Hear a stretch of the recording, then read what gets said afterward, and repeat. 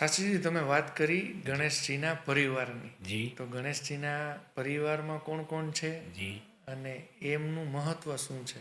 બરાબર છે.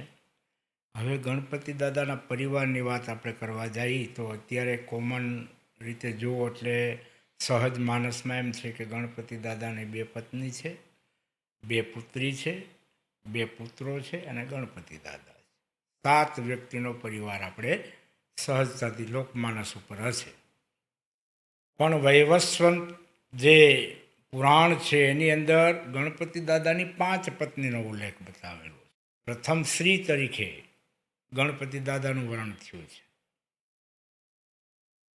એ પુરાણની અંદર એવો ઇતિહાસ બતાવેલો છે. તો પ્રથમ પત્ની ગણપતિ દાદાની છે એ શ્રી સ્વરૂપા છે અને મથુરા યમુના નદીના તટ પાસે એનું વર્ણન થયું છે. એટલે પ્રથમ પત્નીને અપનાવી ગણપતિ દાદાએ એટલે શ્રી સ્વરૂપા છે. એટલે ત્યારથી એ શ્રીની ઉપમા ગણપતિ દાદાએ બહાર પાડી કે કોઈ પણ કાર્ય કે કોઈને ઉદ્દેશીને આમંત્રિત કરવામાં આવે, સંબોધન કરવામાં આવે તો શ્રીને આગળ રાખીને કરવામાં આવે. શ્રીમાન જે કાંઈ હોય, શ્રી ગણેશાય નમઃ, શ્રી ભાઈ, શ્રી આ શ્રીનો ઉલ્લેખ કરી અને આગળ આવે. બીજી પત્ની છે પુષ્ટિ, ત્રીજી છે તૃષ્ટિ, ચોથા છે રિદ્ધિ અને સિદ્ધિ. આ 5 પત્નીઓ બતાવેલી છે. શિવપુરાણમાં 2 પત્નીઓ બતાવેલી છે. લોકમાનસ ઉપર 2 પત્નીઓ ચાલે છે. પણ શાસ્ત્રોની અંદર આગળ વધીએ તો 5 પત્નીઓ છે.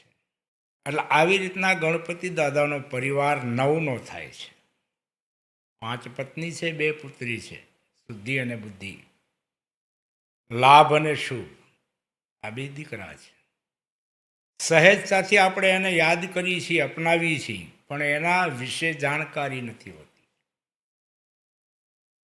આપણે એને યાદ કરીએ છીએ પણ આવી રીતના ડિટેલમાં એની કે આપણે જાણકારી નથી હોતી કે ગણપતિ દાદાને 5 પત્ની છે, એને 2 દીકરી છે, 2 દીકરા છે.